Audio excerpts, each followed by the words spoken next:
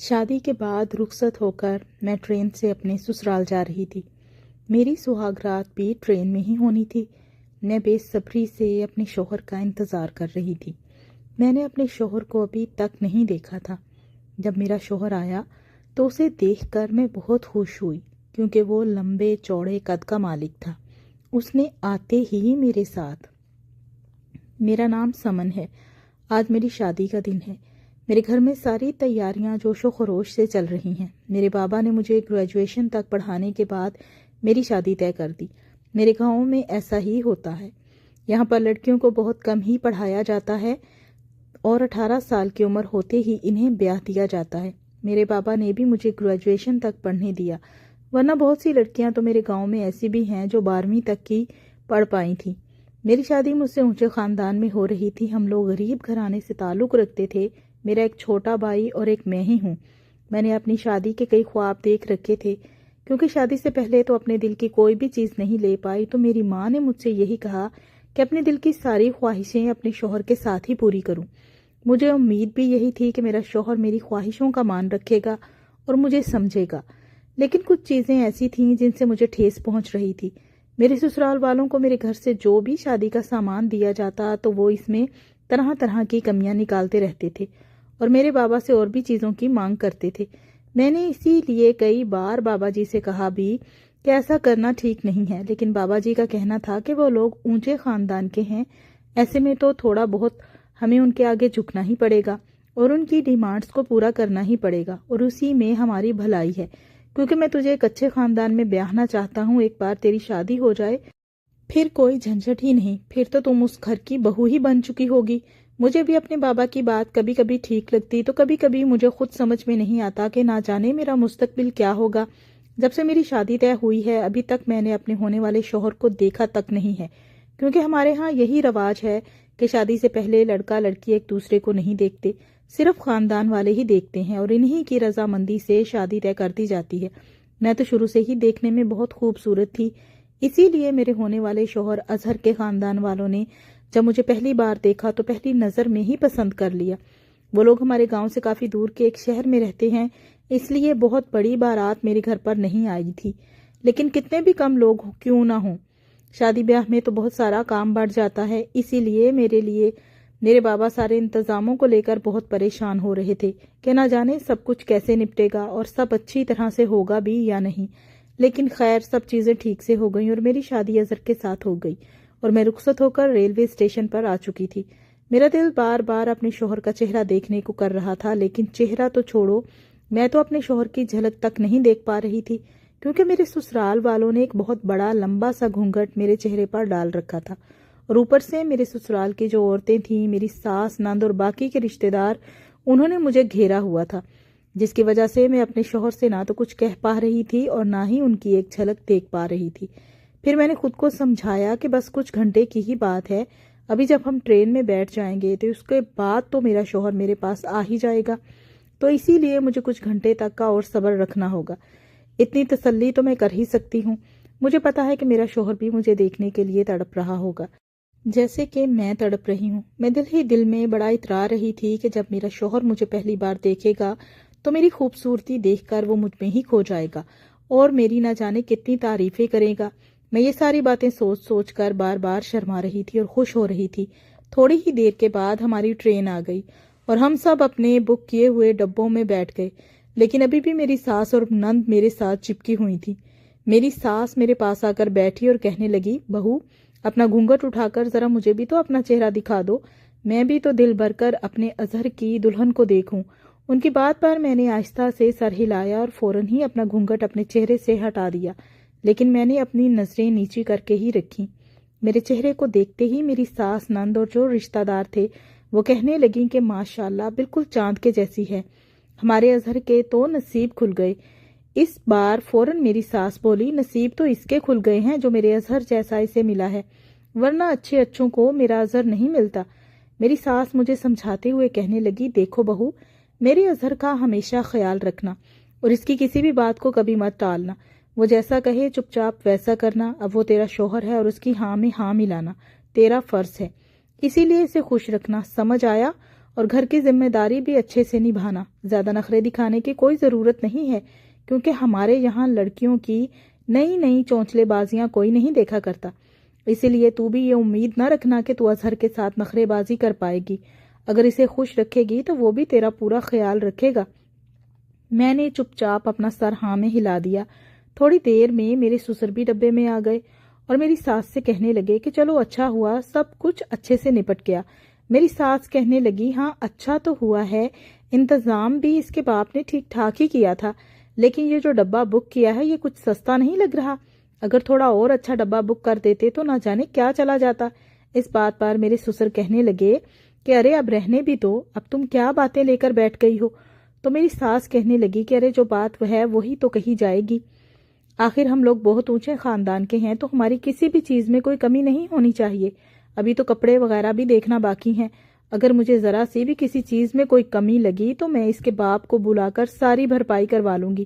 میری ساس کی یہ باتیں سن کر میرے سسر چپ چاپ اپنا سر ہاں میں ہلا کر ڈبے سے باہر چلے گئے۔ پھر وہ اپنی بیٹی یعنی میری نند کو دیکھ کر کہنے لگی چلو اب جو بھی ہے، اب یہ لڑکی ہمارے گھر کی بہو ہے، جیسی بھی ہے ہمیں اسے اپنانا ہی پڑے گا۔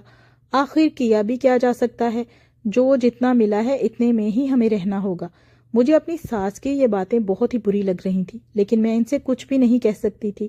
صبر کا گھونٹ پی کر میں چپ چاپ رہ گئی۔ اس کے بعد میری ساس مجھ سے کہنے لگی میرے پیر بہت دکھ رہے ہیں، لے چل اب میرے تھوڑی دیر پیر دبا، آخر میں بھی اپنی بہو کے ہونے کا کچھ تو فائدہ اٹھاؤں۔ میری ساس نے فوراً ہی اپنے پیر میری گود میں رکھ دیے۔ میں بھی چپ چاپ ان کے دونوں پیروں کو دبانے لگی۔ وہ بڑے آرام سے اپنا سر ٹکا کر آنکھیں بند کر کے جھپکی لینے لگی۔ میں دل ہی دل میں سوچنے لگی کہ کہاں میں اپنے شوہر سے ملنے کے خواب دیکھ رہی تھی اور کہاں یہ لوگ میرا پیچھا ہی نہیں چھوڑ رہے ہیں۔ اب تو کافی رات بھی ہو گئی ہے، لیکن پھر بھی یہ لوگ میرے ڈبے سے باہر جانے کا نام تک نہیں لے رہے ہیں۔ لیکن پھر میں نے سوچا کہ اب مجھے ان سب کی عادت ڈالنی ہوگی، کیونکہ میں اسی خاندان میں بیاہ کر جا رہی ہوں، تو یہ سب تو لگا ہی رہے گا۔ خیر تھوڑی دیر کے بعد ساس نے کہا چل بس کر، رات کافی ہو چکی تھی۔ میں نے آہستہ سے اپنا گھونگھٹ کو ہٹا کر سائڈ میں رکھا اور اپنے بالوں کو کھول دیا اور کھڑکی کے پاس بیٹھ گئی۔ باہر کی ٹھنڈی ہوا اور خوبصورت نظارے مجھے اندر ہی اندر سکون سا پہنچا رہے تھے۔ ٹرین اپنی رفتار سے دوڑتی ہی چلی جا رہی تھی اور باہر دیکھتی ہوئی ہریالی جو کہ چاندنی رات میں کسی جنت جیسی لگ رہی تھی میری آنکھوں کو بہت ٹھنڈک پہنچا رہی تھی۔ میں کچھ دیر چپ چاپ باہر کا نظارہ دیکھ کر آہستہ آہستہ گنگناتی رہی۔ میرے دل میں خیال آیا کہ کافی دیر ہو گئی ہے، لیکن میرے شوہر ابھی تک میرے پاس کیوں نہیں آئے۔ ابھی میں یہ سب سوچ ہی رہی تھی کہ تبھی مجھے ڈبے کے دروازے پر کسی کی آہٹ سنائی دی۔ میں سمجھ گئی کہ میرے شوہر آ رہے ہیں۔ میں فوراً ہی سیدھی ہو کر بیٹھ گئی اور اپنے دوپٹے کو آہستہ سے اوڑھ لیا۔ میرے شوہر اندر آ چکے تھے۔ انہوں نے اپنا صحرا اتار کر ایک طرف سائڈ میں رکھا۔ مجھے لگا کہ اب وہ مجھے کچھ نہ کچھ تو کہیں گے۔ اب میں پہلی بار اپنے شوہر کی آواز سنوں گی۔ میں نے اپنا سر نیچے کر لیا۔ انہوں نے اپنی شیروانی اتار کر ایک سائڈ سامنے والی سیٹ پر رکھ دی اور وہ میرے پاس آ کر چپ چاپ بیٹھ گئے۔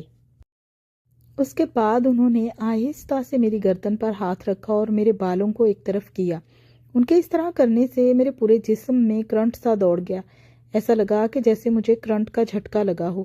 میری آنکھیں شرم سے بند ہو گئیں۔ میں سوچنے لگی کہ یہ کیا، انہوں نے تو آتے ہی سب کچھ کرنا شروع کر دیا۔ مجھے تو لگا تھا کہ یہ مجھ سے تھوڑی دیر باتیں کریں گے اور کچھ دیر میری تعریف کریں گے، لیکن انہوں نے تو ایسا کچھ بھی نہیں کیا۔ پھر میں نے سوچا خیر ہو سکتا ہے یہ میرے لیے بہت زیادہ بے چین ہوں اور اسی لیے ان سے صبر نہیں ہو رہا۔ اس کے بعد میرے شوہر نے مجھے گھما کر اپنی طرف بٹھایا اور میرے چہرے کو دونوں ہاتھوں میں لے کر بہت دھیان سے دیکھنے لگے۔ میں مسکرا رہی تھی۔ میں نے بھی آہستہ سے اپنی نظریں اٹھائیں اور ایک نظر اپنے شوہر کی طرف دیکھا۔ جب میں نے اپنے شوہر کو دیکھا تو میں بہت ہی خوش ہو گئی، کیونکہ میرے شوہر دیکھنے میں بہت ہی ہینڈسم تھے۔ جیسا شوہر میں چاہتی تھی بالکل ویسا ہی ملا تھا۔ یہ دیکھ کر میں نہال ہو گئی تھی کہ کم سے کم خدا نے مجھے میرا من چاہا جیون ساتھی دیا ہے۔ وہ نہ صرف شکل کے بہت اچھے تھے، بلکہ ان کا قد کاٹ بھی بہت ہی لمبا چوڑا اور مضبوط تھا۔ ان کی بھری ہوئی باہیں، مضبوط ہاتھ مجھے اندر ہی اندر بے چین کر رہے تھے۔ اس کے بعد انہوں نے میرے ساتھ وہ سب کرنا شروع کیا۔ انہوں نے میرے زیورات کو ایک ایک کر کے اتارا اور انہیں ایک کپڑے میں لے کر سائڈ پر رکھ دیا۔ اس احساس کو میں لفظوں میں بیان نہیں کر سکتی، اور میرا شوہر جس طرح سے مجھے ٹوٹ کر چاہ رہا تھا اس سے بھی میں بہت زیادہ خوش تھی کیونکہ وہ میری سہولت کا بھی پورا دھیان رکھ رہا تھا۔ میں بہت زیادہ خوش تھی، میں بھی اپنے شوہر کا پورا ساتھ دے رہی تھی۔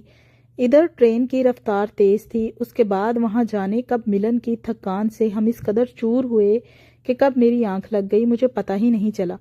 صبح کے قریب ہی مجھے اپنے ڈبے کے باہر کچھ ہلکا سا شور سنائی دیا، جسے سن کر میں فوراً ہی اٹھ بیٹھی تو میں نے دیکھا کہ میرے شوہر ڈبے میں نہیں تھے۔ میں سمجھ گئی کہ وہ فریش ہونے کے لیے چلے گئے ہوں گے۔ میں نے فوراً ہی اپنے کپڑے بدلے اور خود کو دوپٹے سے ڈھک کر میں جیسے ہی بیٹھی ویسے ہی میری ساس، نند اور سسر دھندھناتے ہوئے میرے ڈبے میں آ گئی۔ وہ نہ جانے کس بات سے بری طرح سے پریشان تھے۔ پہلے تو مجھے کچھ بھی سمجھ نہیں آیا۔ میں نے فوراً ان سب کو سلام کیا۔ میری ساس کہنے لگی کہ تیرے زیورات صحیح سلامت تو ہیں نا؟ ان کی یہ بات ایک دم سے سن کر میں ابھی حیران سی رہ گئی، کیونکہ اس وقت تو میرے جسم پر ایک بھی زیور نہیں تھا سوائے ایک لاکٹ کے، کیونکہ میرے شوہر نے رات کے وقت میرے سارے زیورات اتار دیے تھے۔ میری ساس نے فوراً ہی مجھے ٹٹولنا شروع کر دیا۔ وہ یہ دیکھ کر حیران رہ گئی کہ میرے جسم پر ایک بھی زیور نہیں تھا۔ اس سے پہلے کہ میں ان سب کو کچھ بھی کہہ پاتی، انہوں نے ہائے توبہ مچانی شروع کر دی کہ اب ہم تو پوری طرح سے برباد ہو گئے۔ اس چور نے نہ صرف ہم لوگوں کو لوٹ لیا بلکہ بہو کے سارے زیور بھی لے گیا۔ ہمارا تو لاکھوں کا نقصان ہو گیا۔ میں نے تو بہو کے زیورات کو لے کر نہ جانے کتنے خواب دیکھ لیے تھے کہ ان زیورات کو پہن کر اپنے رشتہ داروں میں جاؤں گی اور سب کو پورے ٹھاٹھ سے دکھاؤں گی کہ میرے پاس بھی اتنے مہنگے مہنگے زیورات ہیں۔ لیکن اب میں کیا کروں گی؟ ہمارا تو نہ جانے اتنے لاکھوں کا نقصان ہو گیا۔ روپے، پیسے، کپڑے لتے سے تو ہم گئے ہی، زیورات سے بھی ہاتھ دھو بیٹھے۔ میری ساس مجھ پر بری طرح سے چلانے لگی، تیری عقل کیا گھاس چرنے گئی تھی؟ تو آخر کیا کر رہی تھی جو تجھے یہ پتہ ہی نہ چلا کہ وہ چور تیرے زیورات کب اتار کر لے گیا؟ میں ان سے کہنا چاہتی تھی کہ میرے ساتھ ایسا کچھ بھی نہیں ہوا ہے، لیکن میری ساس تو میری کوئی بات سننے کو تیار ہی نہیں تھی۔ وہ دھاڑیں مار مار کر رو رہی تھی۔ میرے سسر انہیں بار بار منع کر رہے تھے کہ وہ اتنا زیادہ ہنگامہ نہ کریں، کیونکہ باقی کے لوگ بھی پھر یہاں پر اکٹھے ہو جائیں گے، پر میری ساس تو کچھ بھی سننے کو تیار ہی نہیں تھی۔ میری ساس کہنے لگی کہ مجھے تو لگا کہ اس بہو کے قدم ہمارے گھر کے لیے اچھے ہیں، لیکن یہ تو نحوست نکلی۔ ابھی تو یہ میرے گھر پہنچی بھی نہیں کہ ہمارا لاکھوں کا نقصان ہو گیا۔ اگر مجھے پہلے ہی پتا ہوتا کہ اس کے قدم ہمارے لیے اچھے نہیں ہیں تو میں اسے کبھی بھی اپنے اظہر کے لیے بیاہ کر نہ لاتی۔ پھر وہ مجھ سے غصے میں چلا کر بولی کہ تجھے تو میں چھوڑوں گی نہیں، تیری اس نادانی کی وجہ سے میرا نہ جانے کتنے کا نقصان ہو گیا۔ اب تو دیکھ میں تجھے اظہر سے کہہ کر کیسا ذلیل کرواؤں گی۔ ان کی یہ بات سن کر میں بری طرح سے گھبرا گئی۔ میں سوچنے لگی کہ میرا شوہر میری ساس کی باتوں میں آ کر اب میرے ساتھ برا برتاؤ کرے گا۔ ابھی تو اس کے ساتھ گزرے ہوئے میٹھے پلوں کی یاد میرے دل سے اتری بھی نہیں تھی کہ اب مجھے اس کے غصے کا بھی سامنا کرنا پڑے گا۔ تبھی میری ساس بولی کہ لیکن یہ لڑکا بھی اتنا لاپرواہ ہے کہ میں کیا بتاؤں۔ تبھی دو آدمی میرے ڈبے میں گھسے، جن میں سے ایک آدمی تو جسم پر صرف بنیان اور ایک کچھا پہنے ہوئے تھا اور دوسرا اس کے بدن پر کوئی بھی کپڑا نہیں تھا اور وہ ٹھیک طرح سے چل بھی نہیں پا رہا تھا۔ اسے دیکھ کر پوری طرح سے لگ رہا تھا کہ وہ شراب کے نشے میں ڈوبا ہوا ہے، کیونکہ وہ ٹھیک سے اپنے دم پر کھڑا بھی نہیں ہو پا رہا تھا۔